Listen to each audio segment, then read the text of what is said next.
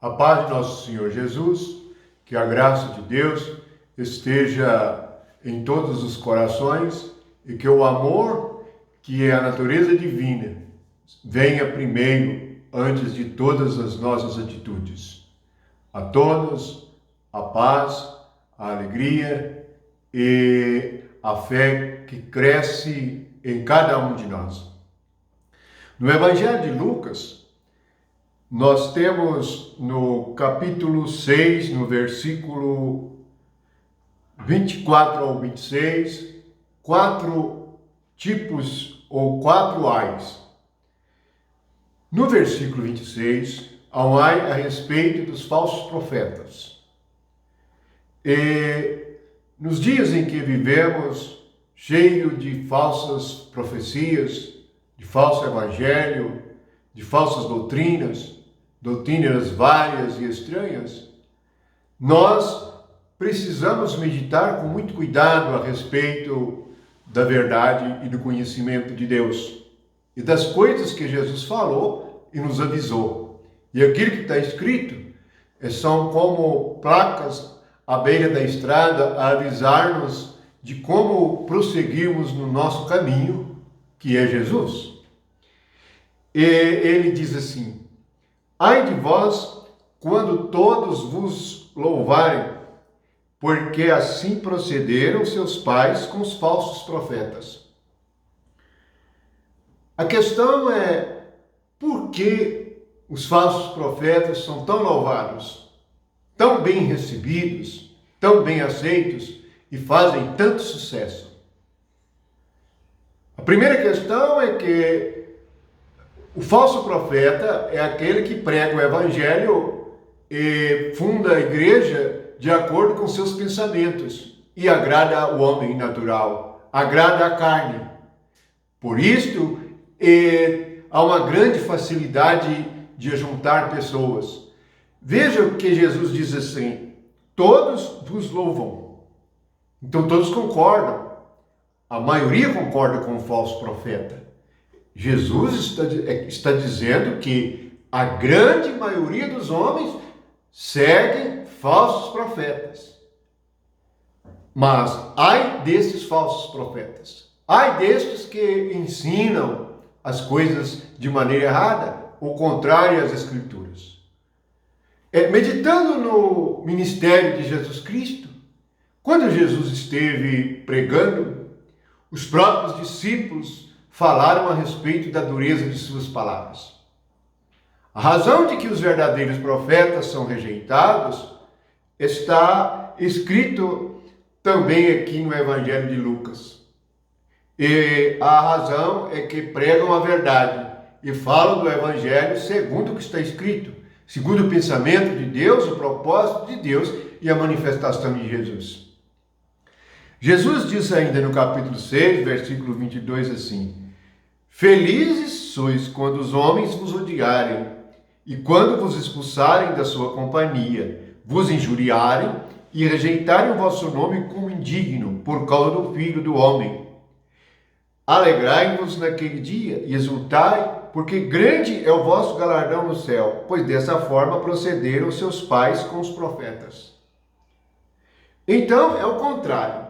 Quando nós pregamos a verdade, poucas pessoas aceitam a verdade. A maioria nos rejeita e nos odeia e nos injuria e fala mal de nós. Portanto, se nós tomarmos o caminho estreito da verdade, não seremos bem recebidos em lugar nenhum. Pelo contrário, é o próprio Jesus que está dizendo que nós, como pregadores da verdade, seremos felizes quando eles nos expulsarem da sua companhia por causa da verdade que nós pregamos. É porque a verdade ela é contra o velho homem, contra a natureza humana, que é pecado, mentira e engano. Esta é a razão de os homens preferirem os falsos profetas, porque eles vão fazer a igreja e vão falar sobre o reino de acordo com o agrado da mentalidade carnal. Por isso o homem a recebe a falsa mensagem muito bem. Jesus mesmo, no Evangelho de João, no capítulo 6, após Jesus dizer que tem vida quem come a sua carne e bebe seu sangue, os discípulos acharam esse discurso muito duro. Que tomar a cruz e negar a si mesmo é um discurso duro demais, difícil demais. Mas Jesus, no versículo 60 e 61, diz assim o Evangelho: muitos dos seus discípulos, tendo ouvido tais palavras, as palavras de comer e beber Cristo, de tomar a cruz e negar a si mesmo, de perder a própria vida na cruz com Cristo, muitos, tendo ouvido tais palavras, disseram: duro é esse discurso, quem o pode ouvir? Por isto é que vêm os falsos profetas. Eles querem fazer sucesso, eles querem reunir muita gente, eles querem parecer para os homens. Isto é nítido e patente em nossos dias. Igrejas falsas arrebanham muitas pessoas rapidamente. As pessoas não percebem, mas estão caindo em uma armadilha. Há uma isca. É algo agradável para a carne. Isto é uma armadilha. É chamado de laço. E pegam pessoas e prendem almas. E as pessoas ficam presas nessas religiões, nessas falsas igrejas, porque lá a palavra é muito boa. Se a palavra de Jesus, o Evangelho, for muito bom para você, você ouviu uma palavra errada. Uma palavra falsa. Um Evangelho falso. O Evangelho é terrível para a nossa carne.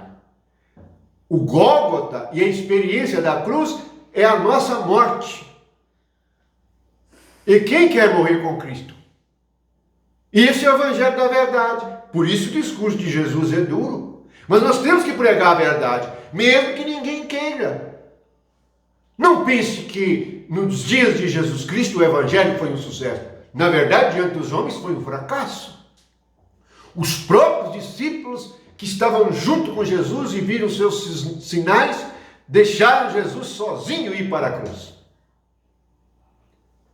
Então, Jesus, lá no versículo 66, do capítulo 6, disse assim: à vista disso, muitos seus discípulos o abandonaram e já não andavam com ele.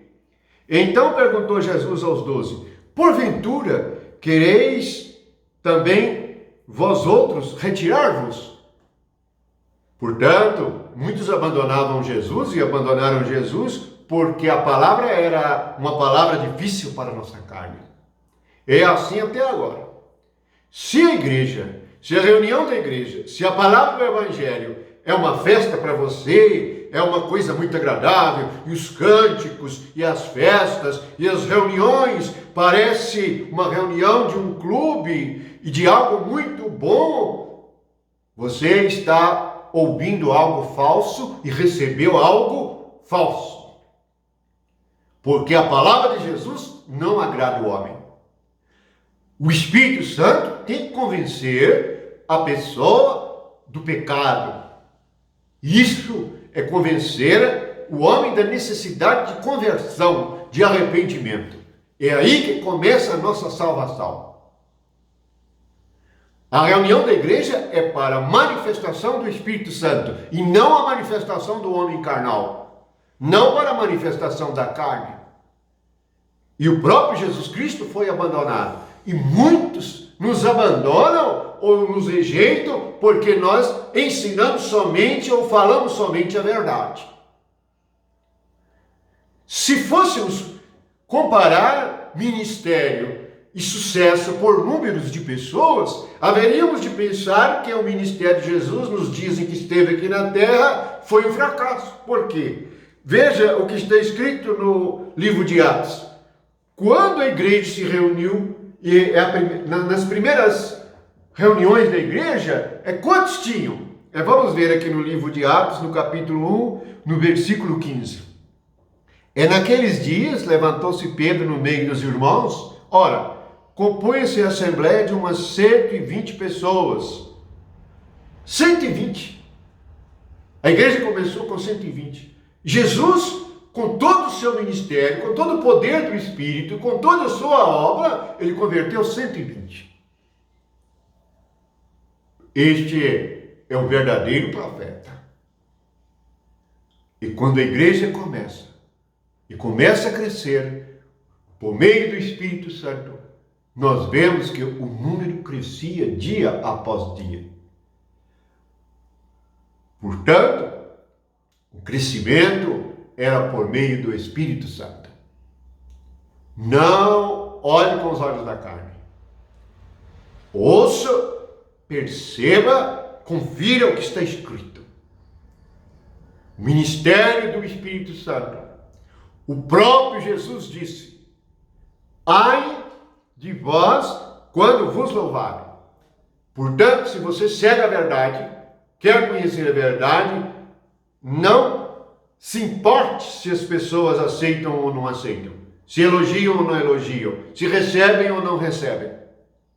Importa agradar a Deus e conhecer Jesus Cristo. Por isso, a porta é estreita e o caminho é estreito, o que leva à vida. A razão de muitas igrejas negociantes, muitas igrejas fermentadas, porque querem sucesso a todo custo, querem aumentar o número de irmãos a todo custo, sem se importar com a verdade, sem se importar com a conversão genuína e verdadeira. Nós temos uma palavra dura. É a palavra que condena a carne.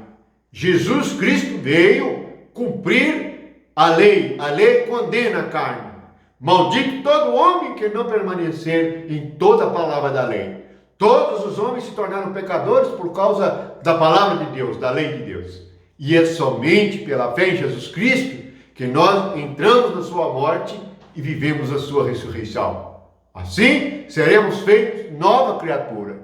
Não importa se somos 10, 15, 20, 120.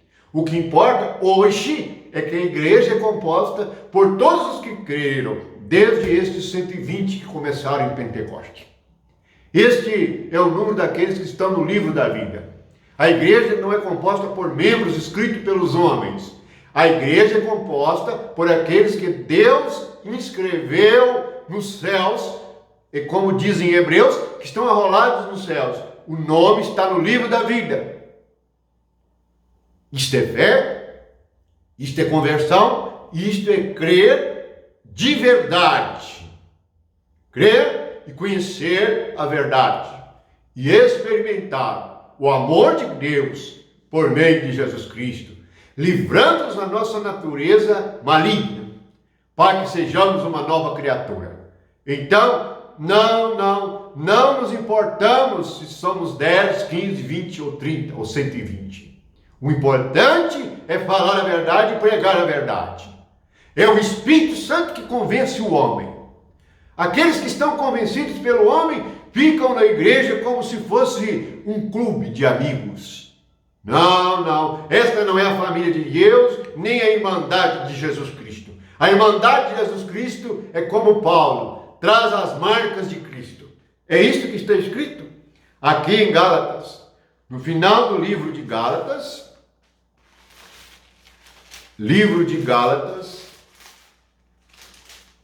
está escrito assim. No final do livro de Gálatas, capítulo 6, versículo 16. O testemunho de Paulo é este: e a todos quanto andarem em conformidade com esta regra, paz e misericórdia sejam sobre eles e sobre o Israel de Deus. Quanto ao mais, ninguém me moleste, porque eu trago no corpo as marcas de Jesus. A marca da igreja é a marca de Jesus. É só esta. Esta é a questão. É como se trouxéssemos as mãos furadas e os pés furados, porque morremos com Cristo e ressuscitamos com Ele. A nossa carne também foi crucificada com Cristo. Paulo deu este testemunho. Não vivo mais eu, mas Cristo que vive em mim. E a vida que agora vivo por intermédio de Jesus Cristo, por meio de Jesus Cristo. A igreja, o evangelho da verdade, nos leva a viver por meio de Jesus Cristo, e não mais por meio da carne e sangue. Portanto, fiquem atentos, orem e vigiem, porque o engano vem sobre o mundo de tal maneira que, se fosse possível, enganava até os eleitos. que estejamos entre os eleitos de Deus para não sermos enganados pelo nosso coração, estando no lugar que nos agrada. Mas será que agrada a Deus? Quem agrada a Deus é Jesus, porque sacrifica a carne.